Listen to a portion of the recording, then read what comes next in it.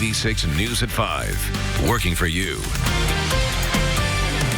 And first at 5, a recent downtown downpour just moved through, and now Chief Meteorologist Kevin Gregory is tracking other thunderstorms pushing through the area. It is a Storm Team 6 alert day. So, Kevin, how should people prepare for the rest of the evening? You'll be forced inside in many spots because of the lightning and torrential downpours. This is the storm that came through downtown, and we put a little time lapse here. It brought half an inch to over an inch of rain in a very short period of time, and it has intensified as it's moved to the north and east. So let's go back to radar, show you the thunderstorms that sit just north of Indianapolis now, the most intense thunderstorms. It's an arcing line from Lafayette all the way down toward Greensburg and Columbus.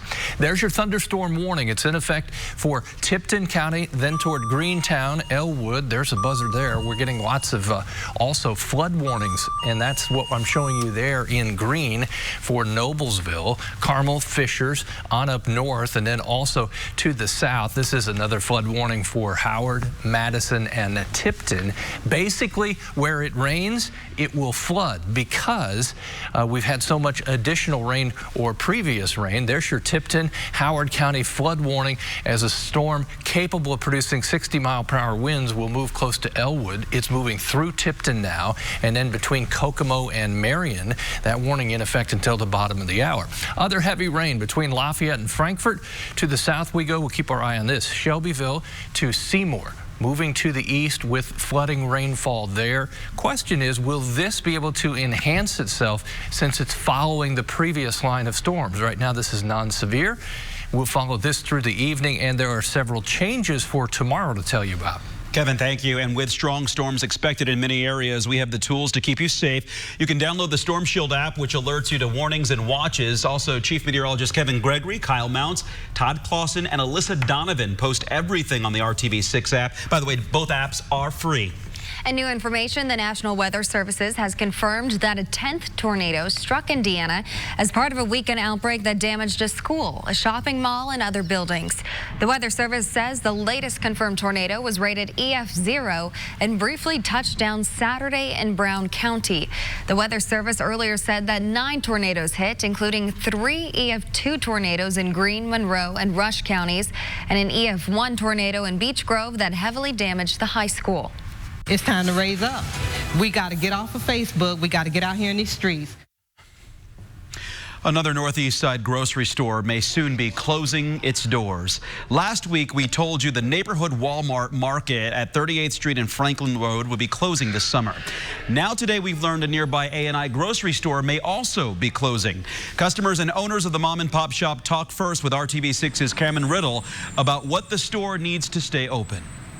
In the shadows of a closed Kroger sits A&I Variety Meats and Produce, another Far East Side store that may soon be closing its doors. RTV6 first reported the store opened its doors in January of this year with a plan to fill a grocery store void left behind by multiple large grocers, including Marsh, Kroger, and just last week, Walmart.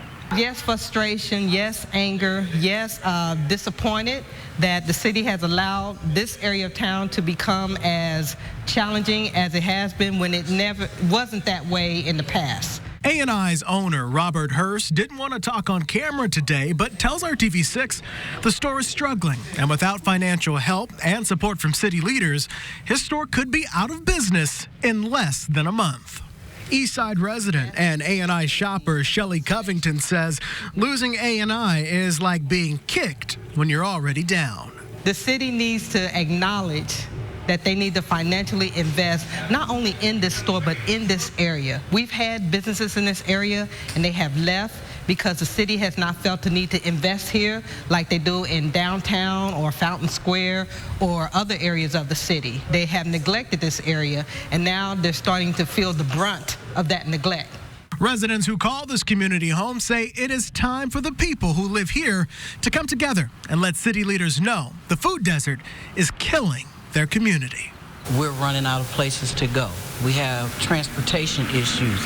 And so Robert's here trying to make a goal and have some place for our people to go. We can't keep being Facebook activists and being all mad on Facebook, and then when it's time to show up, we're not doing anything. And the community will get that chance to come together and have the discussion about the food desert situation here in this community at 8 o'clock on Friday night. In Indianapolis, I'm Cameron Riddle, RTV6. Your neighborhood is your home, and that is one of the most important things in your life. So if you ever have an issue that you can't get solved, reach out to RTV6. Contact us at workingforyou@rtv6.com.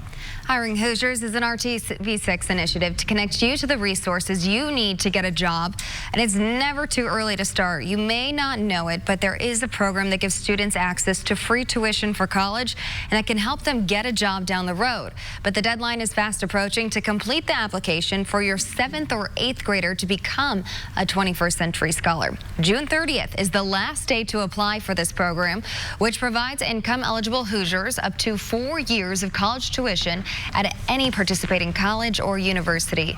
Devin Wilson has completed the application for her 14-year-old daughter, Ryan McMillan, and she is thrilled about the prospects of getting the funds necessary to obtain a college education for her. It's incredibly important, actually.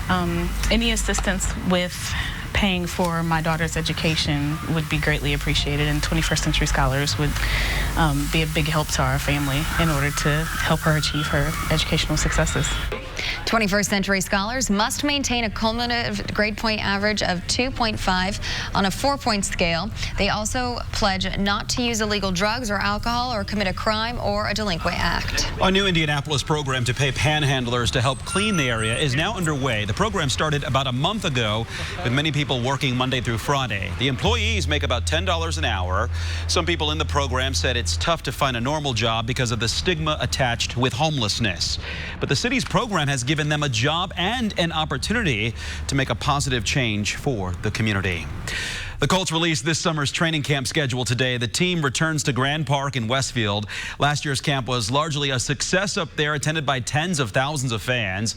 This year's camp schedule will include even more fan-focused events. It all starts Thursday, July 25th. Practices the first 4 days will be at 2 p.m. Other days will go at 9 a.m. Several theme days are on the calendar, including Kids Day on July 27th and Armed Forces Day on August 3rd. The Cleveland Browns will be here for 2 joint practices on August 14th and 15th. Camp wraps up on August 16th. Still ahead at 5:30 on RTV6, the fitness trackers many of us wear do more than just count steps. They track sleep too, but this feature may be helping you as much as you think. What you need to do if you're tossing and turning at night. But first, the explosive new allegations surrounding the animal abuse at Fair Oaks Farms. Kevin. And you've heard the bells going off in the weather office. Flash flood warning now issued Hamilton County through Tipton up east of Kokomo. Over 2 inches of rain in a short period of time. Watch for streams to rise and street flooding. Back with more after this.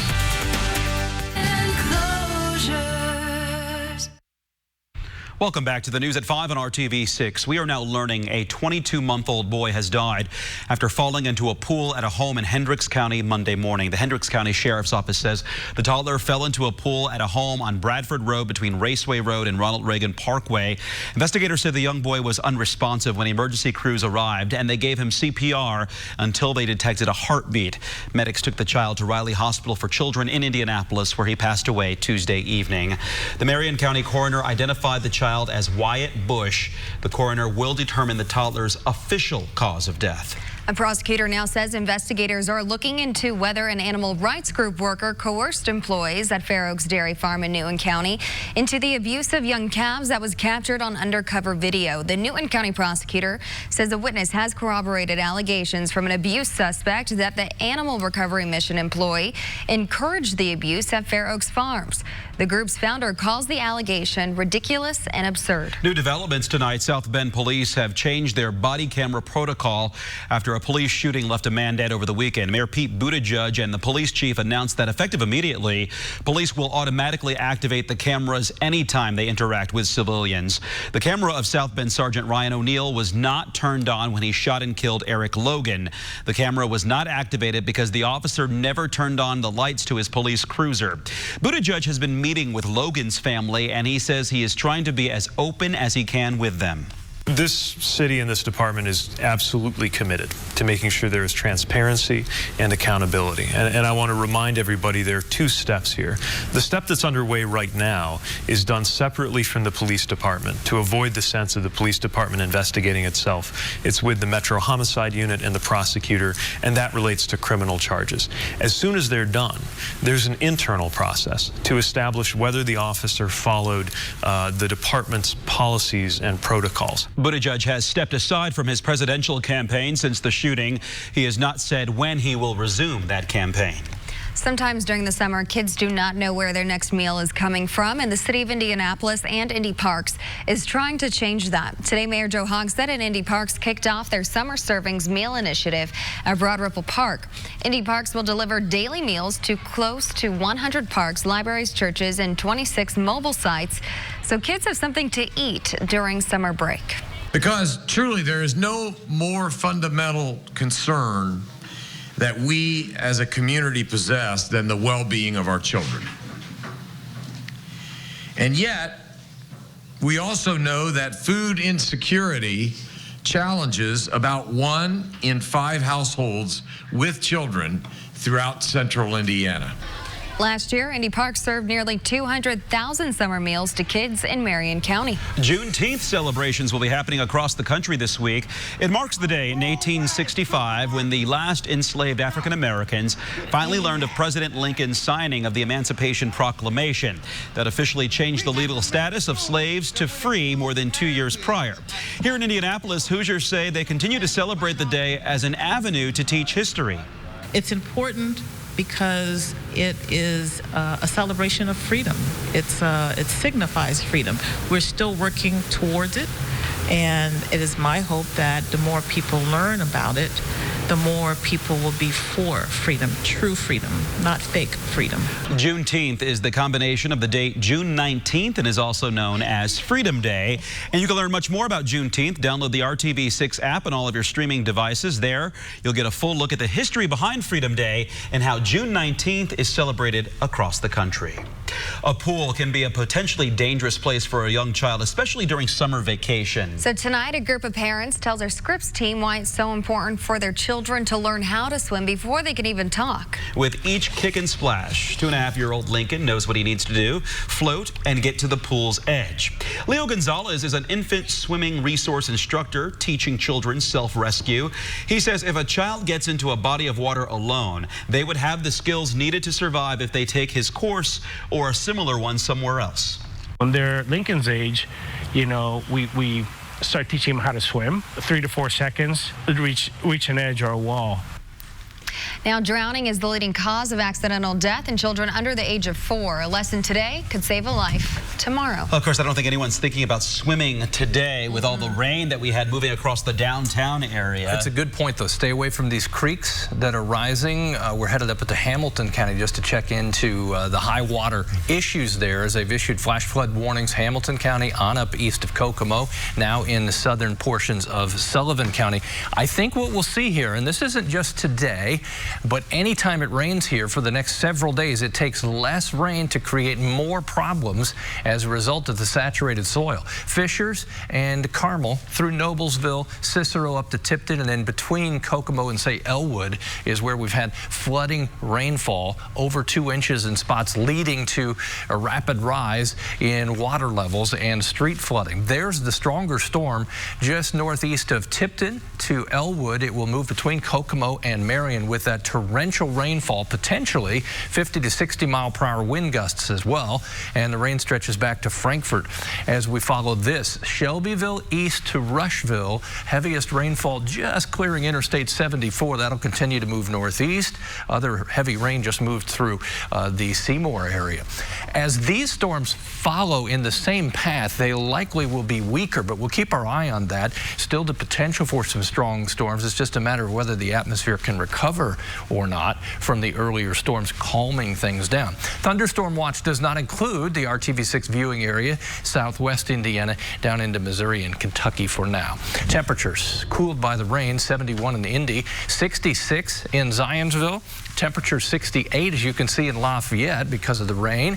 7 to 9. We'll see. This may be a little overdone because the model hasn't picked up on the impact of the earlier thunderstorms, but still threat for thunderstorms here the rest of the evening, and anytime it rains, it will pour because of the high humidity. Tomorrow, showers more than likely confined to the morning hours. Then we'll see improvement in the afternoon, meaning drying out. Temperatures noticeably cooler, and we'll have a breeze. That's something that's different. The wind will be out of the northwest at 15 miles per hour, and we'll have some gusts to 30, and the humidity temporarily a bit lower. Temperatures from 70 to 75 tomorrow afternoon. As we go beyond that, Friday temperatures started to come back up. We'll be pushing 80, warmest over the weekend, 87 degrees. That will be on Sunday with the humidity coming back. High temperatures Friday, should be a dry day. Chance for rain just 20 to maybe 30% to the southwest. Temperatures at 80 degrees. From there, we launch well into the 80s. 85 on Saturday, warmest on Sunday at 87 degrees. Thunderstorm potential still there Monday. We decrease our chance for thunderstorms Tuesday and Wednesday. Keep you updated in these flood warnings and follow the storms through the evening. All right, Kevin, thank you for that.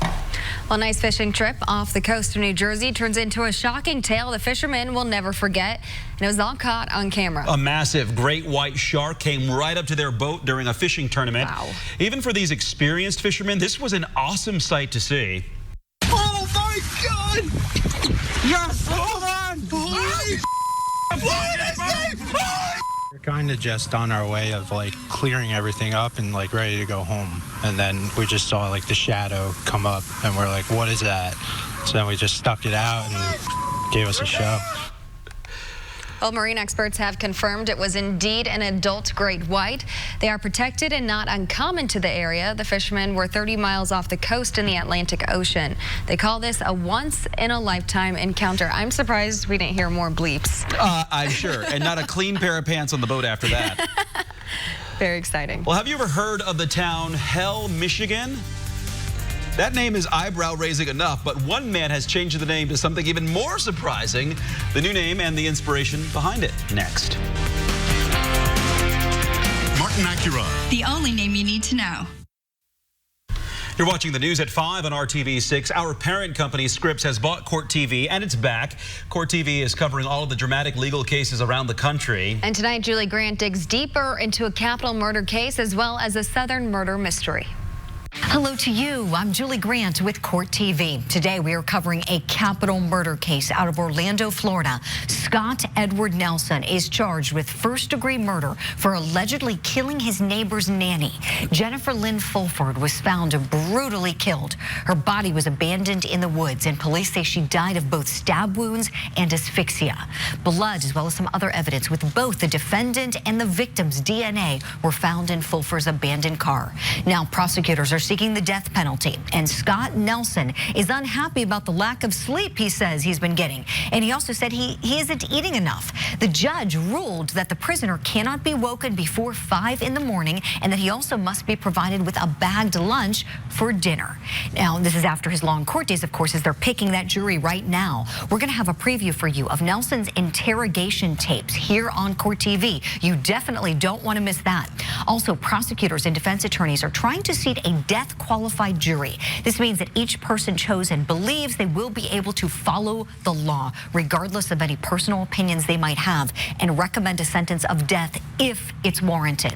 Of course, we're also still covering the real-life Southern murder mystery case out of Somerville, South Carolina.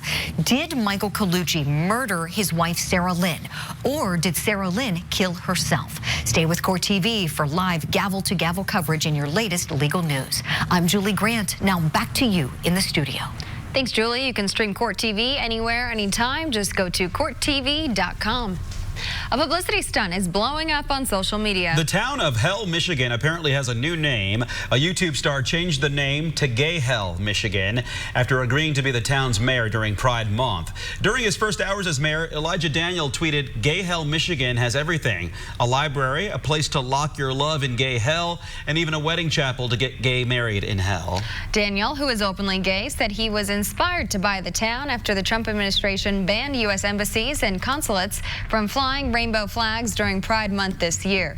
The man who actually runs the 71-person town in Michigan explains how the town of Hell got its new name during Pride Month. He called me the other day. He was still in California and said he was coming this way, and he had a great idea. He wanted to share it with me, and he just came out and said, I'm going to tell people I bought the town of Hell, and we're going to make it a gay community. Okay, and, so telling people... The whole thing's a joke. Yeah, and that's what people got to understand. We're Michigan's hysterical town.